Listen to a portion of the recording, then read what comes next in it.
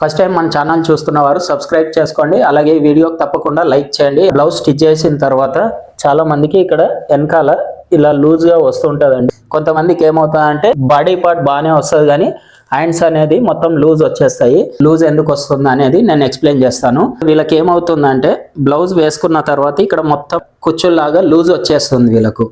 ఇది ఎందుకు వస్తుంది? ఇప్పుడు మనం స్టిచ్ చేసిన బ్లౌజ్ కూడా చూద్దాము. ఈ బ్లౌజ్ మనం స్టిచ్ చేసామండి. ఇప్పుడు దీనికి దానికి డిఫరెన్స్ ఏముంది అనేది చూపిస్తాను. మనం ఏంటంటే నార్మల్గా చెస్ట్ లూజ్ని బట్టి ఎంత లెంత్ ఉండాలో అంతే పెడతామండి. కొందరు మనకు ఆది బ్లౌజ్ ఇచ్చేది పొడవు ఎక్కువ ఉన్నా కానీ మనం తగ్గించి పెడతాము. ఒకవేళ పొడవు తక్కువ ఉంది అనుకోండి మనము పెంచి పెడతాము. ఎందుకంటే కొద్దిగా తక్కువ ఉంది కాబట్టి నేను 1 ఇంచ్ అనేది పెంచాను. ఇక్కడ ఒకసారి చెక్ చేసుకోవాలి. చంక ఫిట్టింగ్ స్టిచ్ చేసాం కదా, మనకు ఇవి రెండు సేమ్ ఒకే దగ్గర పట్టుకున్నాను చూడండి. ఆది బ్లౌజే కొద్దిగా పొడవు ఉంది, మనం స్టిచ్ చేసింది కొద్దిగా 1/2 ఇంచ్ అంత తక్కువ వచ్చింది చూడండి. మనం స్టిచ్ చేసిన బ్లౌజు 1 ఇంచు పొడవు పెంచాము. మరి పొడవు పెంచినప్పుడు ఇక్కడ ఎందుకు తగ్గింది అంటే ఇప్పుడు దీనికి డిఫరెన్స్ ఏంటంటే ఇక్కడ కటింగ్ చేసేటప్పుడు ఈ ఆది బ్లౌజు తక్కువ తీసుకున్నారు.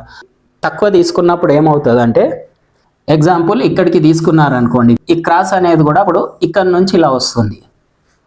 ఇప్పుడు ఇలా వచ్చినప్పుడు ఏమవుతుంది, క్లాత్ అనేది ఏమవుతుందంటే ఇక్కడ ఎక్స్ట్రా వస్తుంది. క్లాత్ అనేది ఈ క్లాత్ ఎక్స్ట్రా వచ్చి ఏమవుతుంది, ఇప్పుడు ఆ ఎక్స్ట్రా ఉన్న క్లాత్ అనేది ఇక్కడంతా ఉబ్బెత్తుగా ముడతల్లాగా వచ్చేస్తుంది. ఇక్కడ లూజ్ రావడానికి కారణము మనము సైజుని బట్టి నెక్, షోల్డర్ అలాగే చంక డౌన్ కూడా ఇవన్నీ కరెక్ట్ తీసుకున్నప్పుడే మనకు బ్లౌజ్ అనేది సెట్ అవుతుందండి. నెక్స్ట్ వచ్చేసి హ్యాండ్స్ చూద్దాము.